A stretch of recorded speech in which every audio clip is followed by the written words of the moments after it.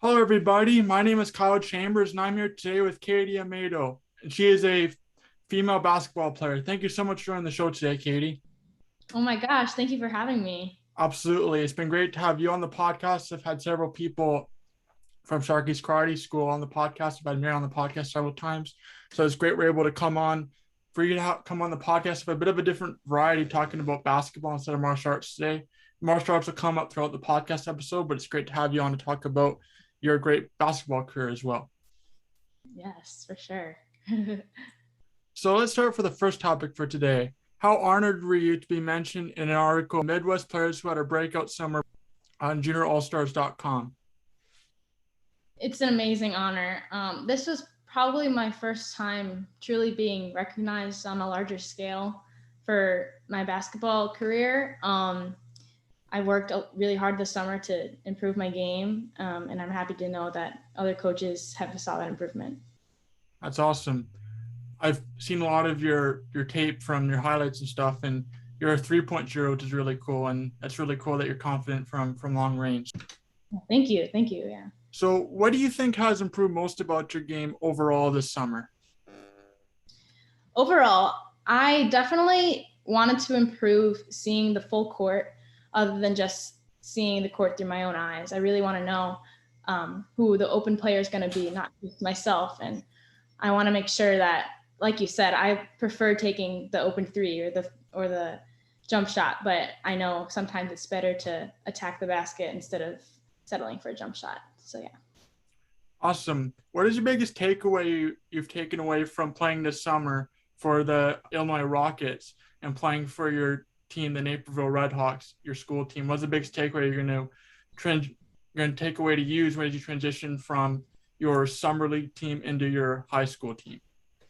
Yeah, I think my biggest takeaway is that the best players in basketball are not only thinking about themselves and how they are playing. It's really important to know, like I said, to know the court and to know who might have a better shot than you. It's super important to not settle for the first thought that comes to mind, the best play that you think you have. And I think the biggest thing to translate from this year is that I have the confidence to know if I should dribble or if I should shoot. So I think that's really important to keep translating over. It's awesome you're able to look at all facets of the game. When we were talking earlier, you also said that on the defensive end, you're able to read the offense on the defensive end and get the steal, which is important as well for the fast break. For sure, definitely. I think defense is just as important as offense.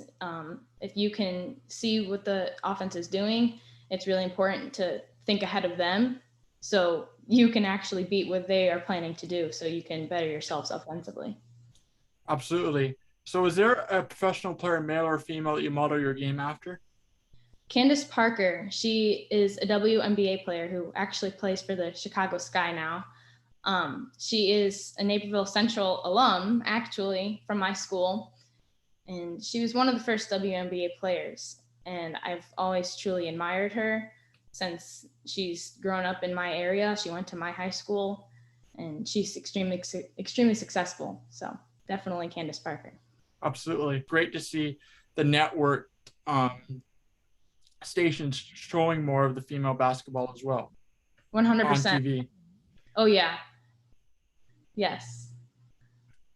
That's great. So do you believe your martial arts career has helped you in your basketball? I know you train at Sharkey's Karate School. You actually went up a level in your martial arts just a couple weeks ago. So congratulations on that. So Thank you. what has helped you improve basketball that you learned from martial arts? Well, I've done karate since when I was a baby. And my sister Mary Amato has also done karate. I think my instructors, especially Sensei Sharkey, they have always accommodated my basketball into karate. And I know whenever I'm in trad class, I know that if we're practicing stances are going to help me for my own balance, and that will translate over for basketball. My power when I'm doing any form will translate to my explosive power on the basketball court. And I definitely will say winter camp and boot camp at Sharkey's Karate is extremely helpful, because that is my summer season. Their camp is during my summer season. So when I am not at basketball, I'm at camp, and I'm definitely focusing on the conditioning aspect of camp. Sensei Sharkey has always advocated for helping me for basketball at camp. And for example, we do a lot of jumps. And I know that is technically for the trickers when they come to Sharkey's.